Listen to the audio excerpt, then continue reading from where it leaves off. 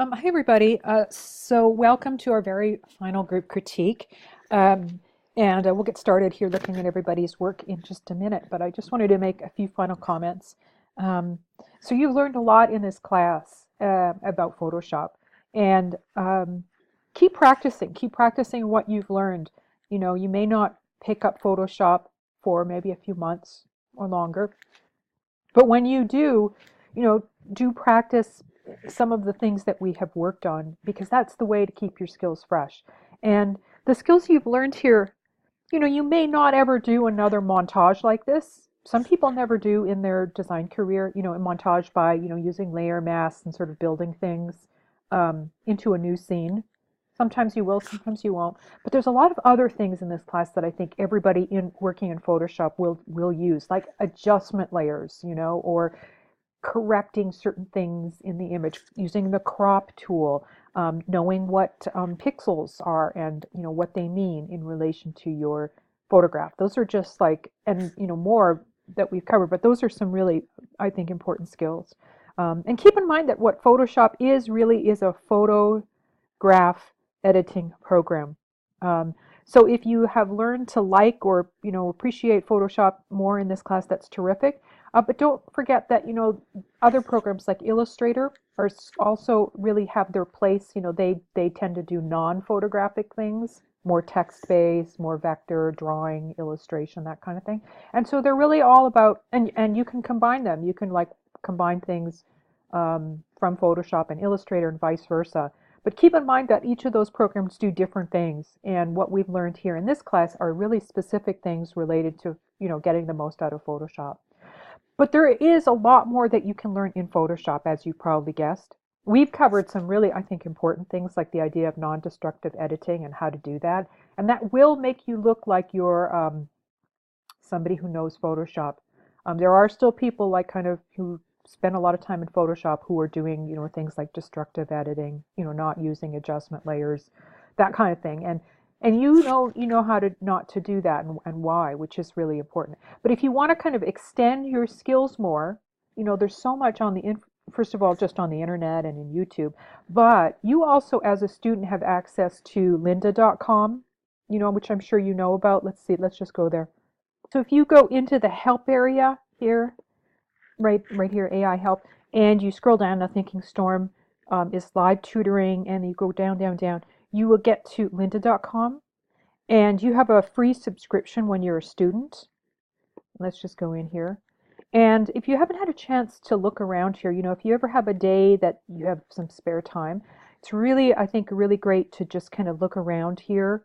Um, and just see what's, you know, you can just go in here and um, you know, look for, let's see, where's our,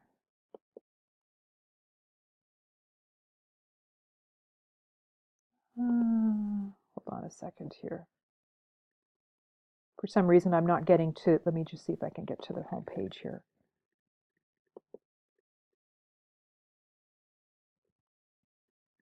Well, here, yeah, right here. So you can go to design, you know, and you can sort by software.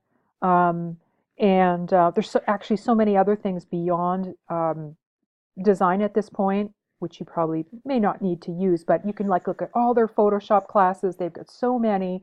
You can actually use the videos and learn more techniques from, you know, these are really, lynda.com has the advantage of having like really top level professionals, but they're really good teachers.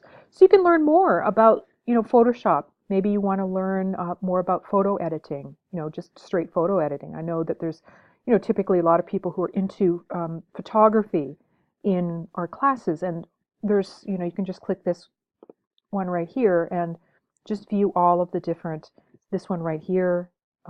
Some of these will cover some of the ones we've already, you know, some of the things we've already worked on, but there'll be a lot in here you'll be new to you. So take advantage of those now, even if you aren't in school and you don't have a free subscription through, you know, through this link. Lynda.com is very inexpensive. I don't know what it is right now. It used to be like $25 a month. So if you ever have like a month free, you know, like you're not working or you don't have a lot of um, things on your plate, you know, you could spend a whole month for 25 bucks and take a whole bunch of courses, and there you can get certificates through them that you can collect. Sometimes that can be good to add to your resume, certainly listing the courses you've taken. You can build little projects for your, for your portfolio from what you've learned. So yeah, so I just wanted to point that out in case I know that we're so busy in class with all the things we do that you may not have a chance to get over to lynda.com, but it is I think a really terrific resource for people who are wanting to build a career in design, because you can really push your skills further and further. Um, and two, like if you like this idea of montaging, you can keep having fun. Maybe you can build another character of your choosing. Just have fun and do kind of fun little things. Again, they can be things you add. You could have a series of characters, built in Photoshop using the skills we've learned, and you can add them to your portfolio if you like. That can be interesting sort of ways to kind of, again, sort of advance your skills and demonstrate what you've been learning. Okay. One final thing I forgot to mention. For some reason, I was confused about our end date, and in our previous task 2, I was mentioning that the final submission was due on Sunday.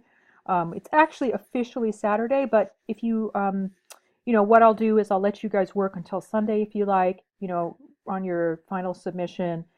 So feel free to take that extra day if you like, just because um, I'm probably not going to do final grading till Monday anyhow. So as long as you get it in by Sunday, I think that's end of the day. I think that'll be great. Melanie, okay, I like all the changes that you've made here.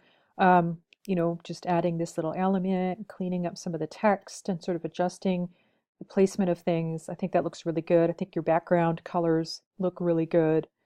And yeah, I love the silver colored text too. I think that really is a nice tie-in.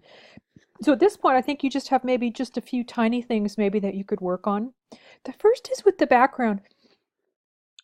Had you like maybe considered maybe making this area in here in focus? We in group critiques we've been sort of talking about how to selectively turn things in focus. If you do that, just have the bottom here in focus, it'll make it appear that rather than this guy floating somewhere in space, that it's actually sitting on this background, if that makes sense. So you could give that a try. I have some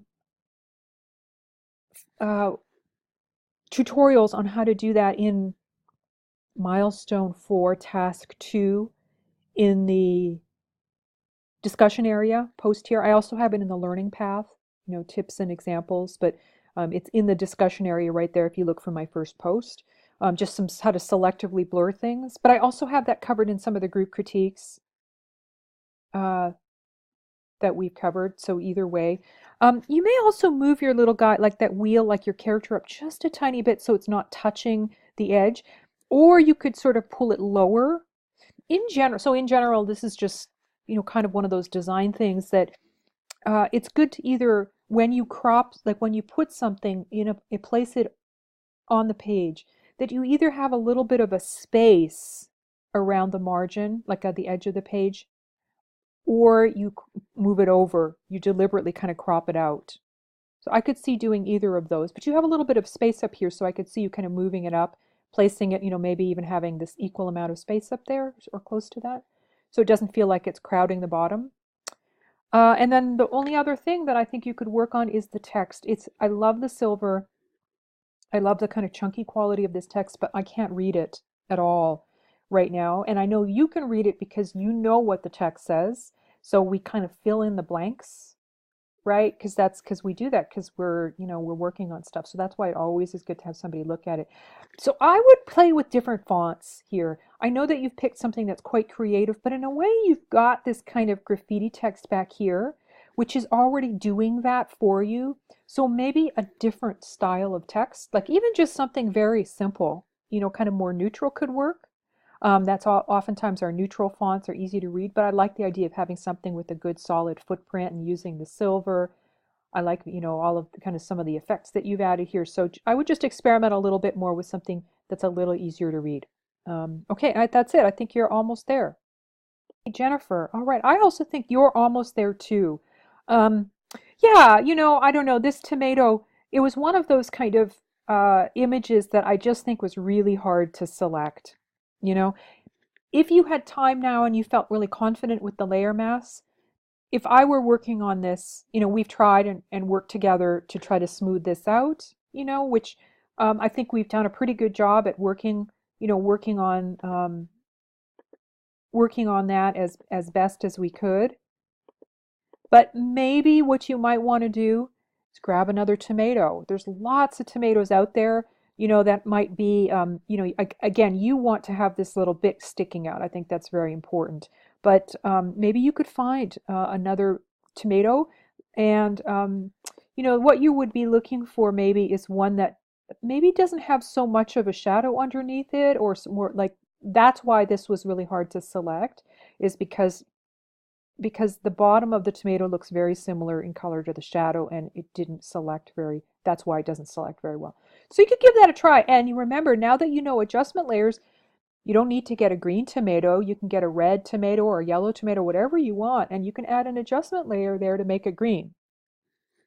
So that's just a thought here. And then, I don't know, what else is there? What else could we do here? Anything else? Oh yeah, this kind of little line I keep going up to here. You see the line on your background? It looks like a little bit of a mistake, uh, and I think it's maybe caused by an effect that, so I would take that off. In general, so borders and frames, this is kind of operating like a little bit like a frame around your image. And sometimes framing can be nice in design, but a lot of times keeping things really kind of clean around your edge and just allowing the eye to move off of it oftentimes creates sort of a stronger and more kind of top level design, like kind of it has the appearance of being really like professionally designed. So, if you ever feel inclined to frame something or border it, I mean like sort of digitally, um, think, do you really need that? Is that really going to be, does it have a real function for your design? And if it really doesn't, then just let things kind of end like this. It just looks really, I think it looks really modern and kind of, designed. So I think that's it. Unless you see anything else that you want to play with in the design. Those are the two things that I'm sort of that are catching my eye at this point, and that you might want to, experiment with a little bit more. Okay. Okay, Madison. So yeah, I think everything looks pretty good here. I think you're almost done.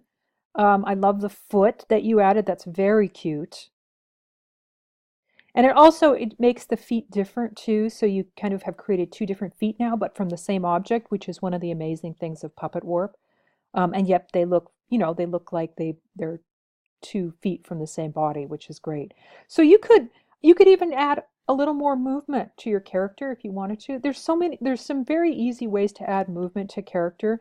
Just even like doing just very sort of subtle, like kind of angles, like how the body might. So if you had one foot lifted up, your body would oftentimes like um, start tilting. Your head might, you just like really small things you can do. Maybe, or even you could make it more exaggerated. That could be really cute, just to kind of, again, give it a little bit more movement and flow. Um, but everything else I think looks really good with your character. I don't think anything else is needed. And then with your text, I think your text is really pretty. I love the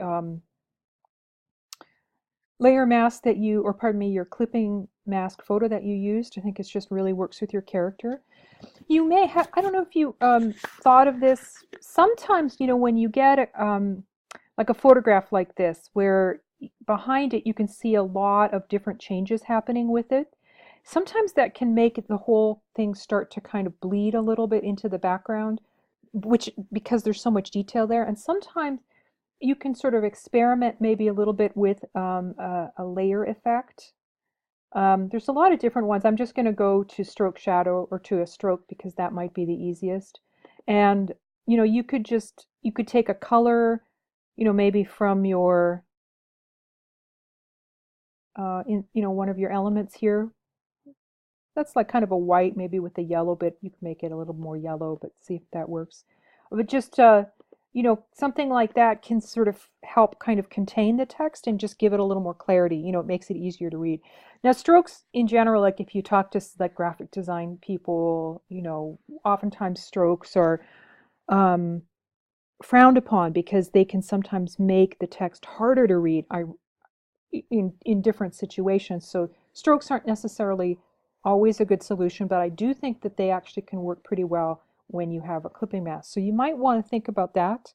Um, and but that's it. Otherwise, or any other, changes that you think, if you feel inspired to make any other changes, feel free for anybody if you want to make changes. A lot of times, people can really push their character in different directions just by kind of experimenting a little bit at this point. So again, don't feel like you have to just use my feedback. Use what you think might make your character better. If you see that, I'm just kind of going, where I see your character has some problems and might be resolved in some different ways. Okay, all right. Yeah, that's it. Intistar. Yeah. Yeah, you went with that background. Well, I'm glad that you liked that background. When I found it, I thought it was really nice and sort of delicate, um, and that it could work as a backdrop for your character, in terms of working as a backdrop. So I'm glad that worked. So I think that everything looks really good here. I love the idea that she's running, as I mentioned before. That looks so interesting, and she really, the way you've angled the body, I think, in their arms, I think that looks really great. Um, and the text, I think that looks really good too. I love the colors in it. I think they really pick up on the colors in your character. I might just suggest the same thing that I mentioned just to the in the previous critique is maybe adding a stroke as well, because it still has a sense of being a little bit hard to read because and that's the nature of when you work with clipping masks.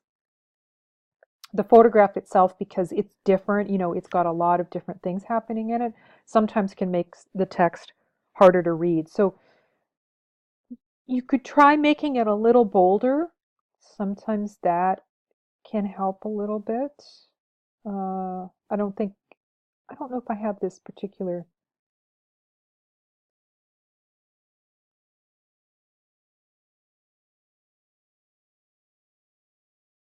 Oh, it looks like maybe you already have that. Yeah. So, maybe just do a stroke.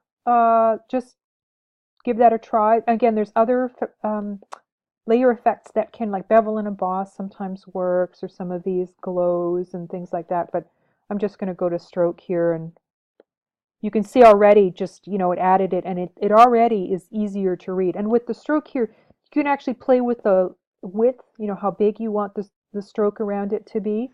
I think this is fine. The color, I don't know if this color is really a good choice for you because you don't have any yellow in your design. So you can click there, and then you can actually use the eyedrop tool, like, and go directly over it, and you can kind of pick a color. I think oftentimes I think in this case a lighter one works better to kind of give you more clarity, but you see you can sort of play around with it, and I don't know if that's a really good choice. Yeah, I think the white is the one that really makes it pop, that lighter color. So anyhow, I think that's, maybe the only thing that I think you really need to do here.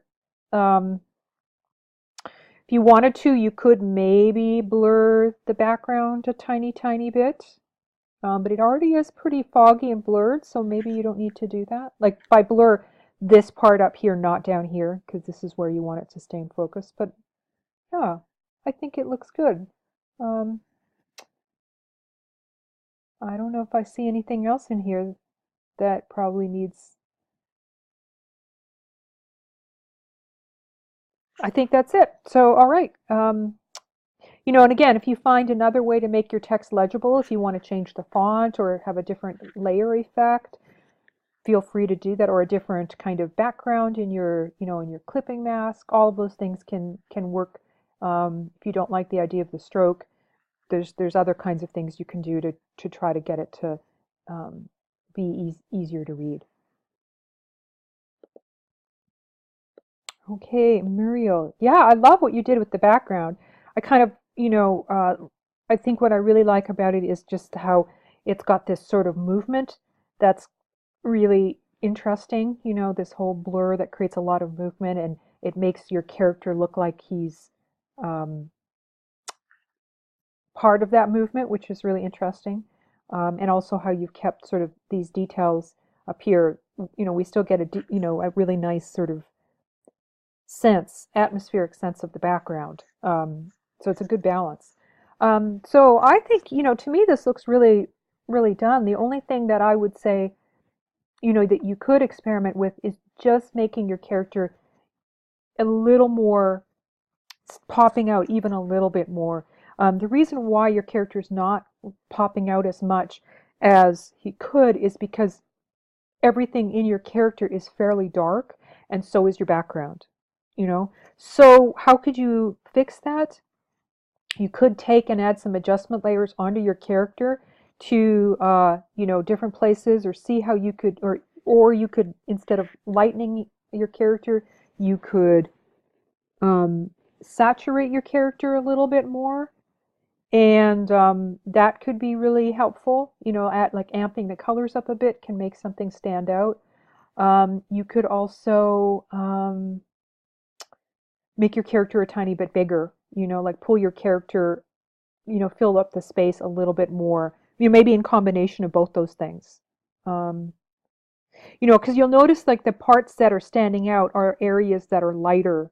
Like we really see these little kind of claws coming out, and we see the sword, you know, and then areas in the face, those are really popping. And then we sort of are losing some of the other elements in here, like, and the darker elements, are kind of are getting a little bit lost in there. Okay, so I think that's it. I think that's all you really need to work with. Joshua, yeah, I love this new text. This is fabulous. Just it looks like you added some, three-dimensional, gave it some three-dimensional bevel and boss and stroke. Yeah. It also, I think it's interesting, kind of, it picks up on the three-dimensional qualities of the wall behind it as well, in terms of making it look more substantial and like part of the design. And in the stroke, um, yeah, that nice green color, that's a great choice because it really picks up on the green in your design. So, yeah. So, this feels pretty complete to me. The only thing that I might suggest in your design is maybe kind of thinking of blurring out maybe a little bit in here. We've been talking so much about selectively blurring, like maybe behind your character and leaving the stone maybe a little bit at the bottom, and then behind your text a little more, detail, like in focus, just again to possibly make your character pop a little bit more. Since these rocks back here are beautiful and very detailed, like I kind of study them a lot, and I kind of want not to be doing that so much. I want to just be looking at your character.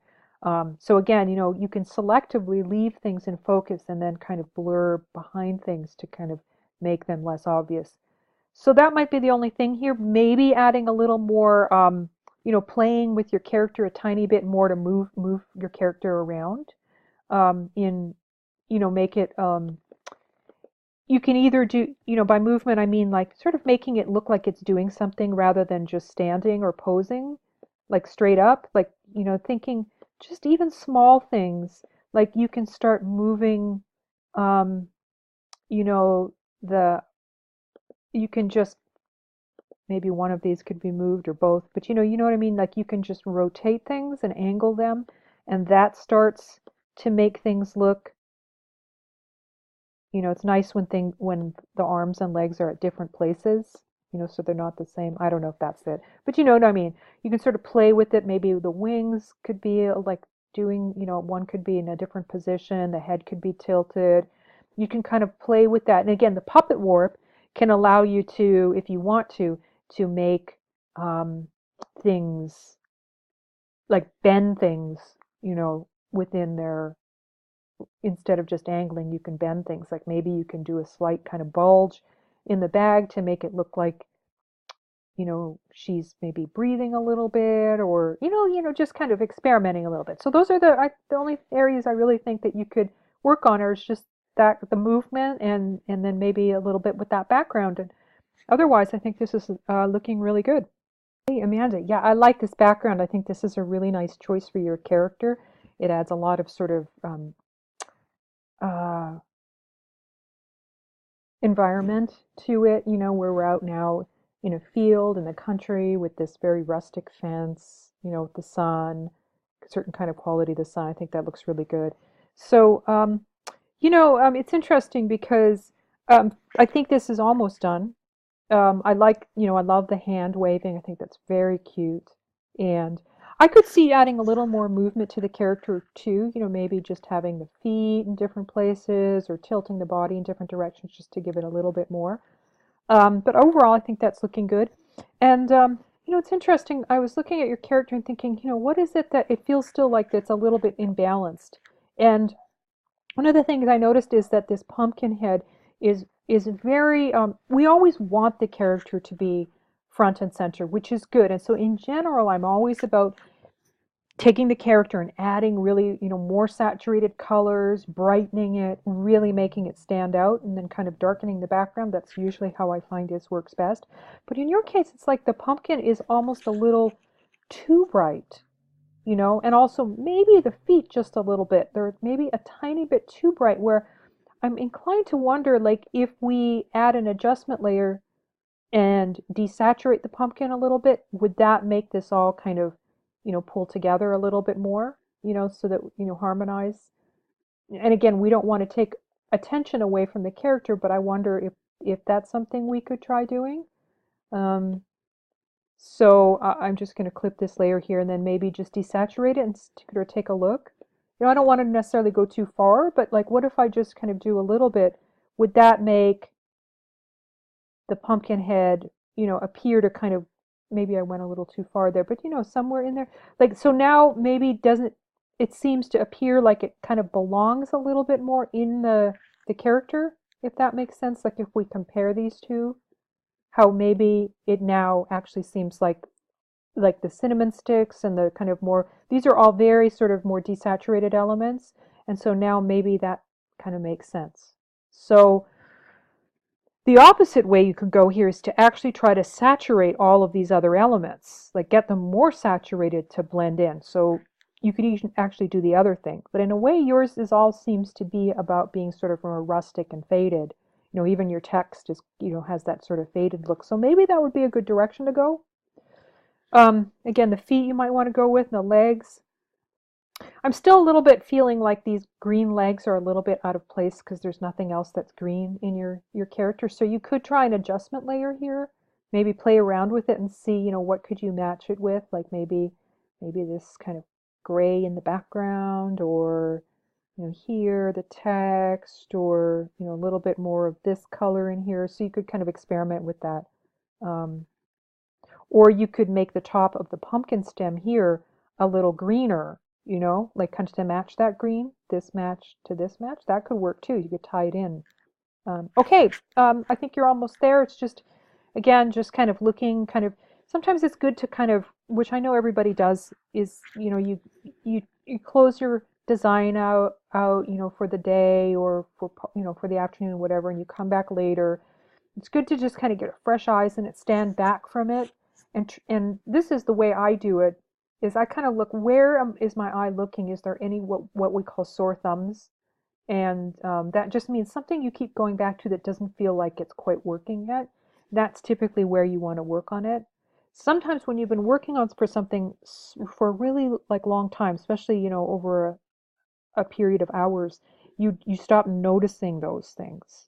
Um, it's also just helpful to have, again, that's why we have critiques, is because you get somebody else that looks at your design and says, well, I don't know if that's working. And you don't need to actually have a design person to do this. You can actually show this to a friend or a family member, or a classmate, of course.